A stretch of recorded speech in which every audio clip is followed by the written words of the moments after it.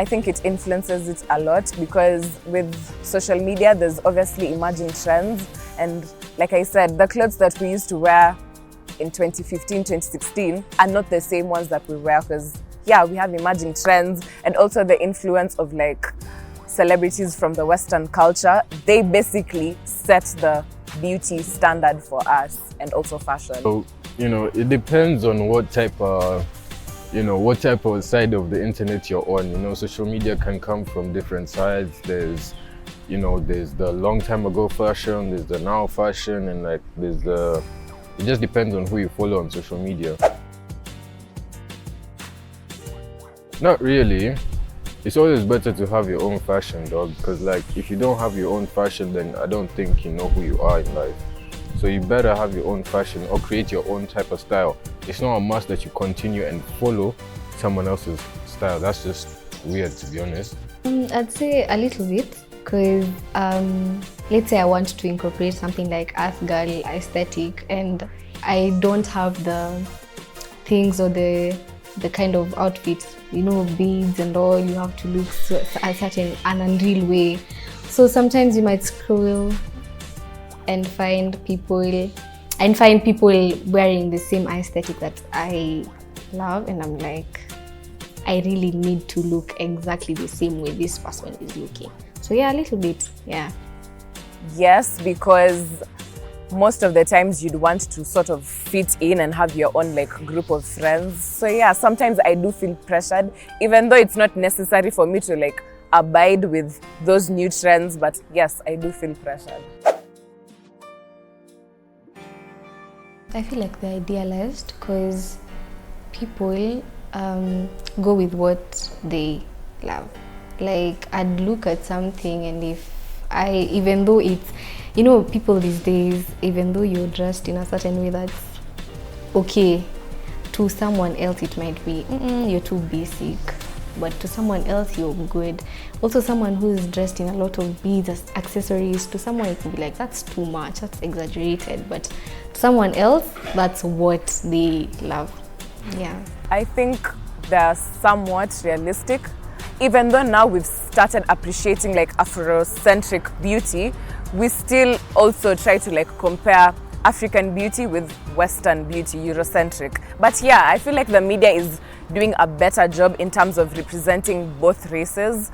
But we still have a long way to go, because you can't tell me that Eurocentric is the beauty standard, and because a girl has like African natural hair, she's not considered to be the ideal beauty standard. I can't even lie, that thing is so idealized. Like, they'll see something online, the next day they're doing it. Doesn't make sense, man. It really does not make sense. Like, why can't you just like create your own style? Because most of the outfits that are out there these days, like the TikTok dances, for example, is like they look on Pinterest, the next thing you know, they have already stitched something together. That thing doesn't even look good at the end of the day. It looks very terrible. But yeah, very, very, very idealized. People should learn their own fashion.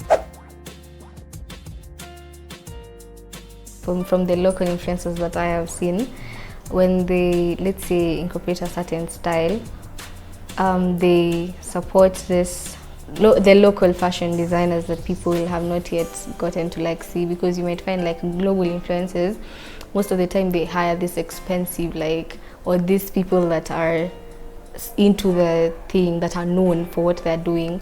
So when these local influencers work with this, they are able to push their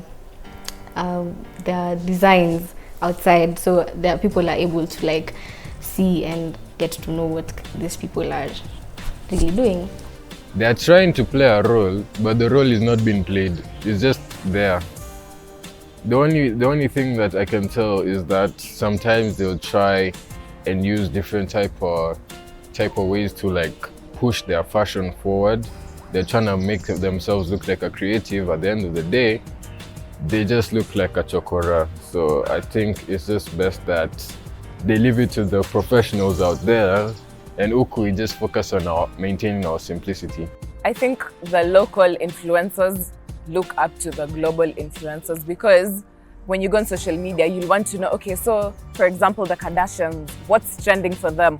What clothing line do they like? What makeup do they like? What shoe do they like? So yes, the local influencers have a certain impact on us, but they still rely on global influencers. But I think that local influencers should sort of try and represent the people of that particular country and not fixate so much on Western beauty. How does the media influence your daily fashion choices, and can you give an example? How social media influences my daily fashion.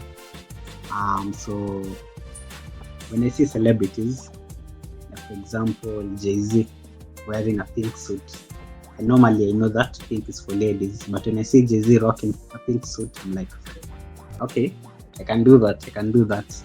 Like, it stops stereotyping as like pink for ladies, and you see it more of a unisex color. So yeah, and yeah, basically what the things celebrities do with the jewelry, the chains, the watches, yeah, the rings, yeah, that's basically it.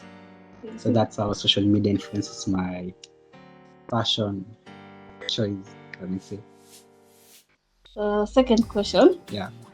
Do you feel that certain media channels represent Kenyan culture and identity better than others? Why or why not? Yeah, there's some channels which represent the Kenyan culture much better. For example, Nairobi Gossip Club.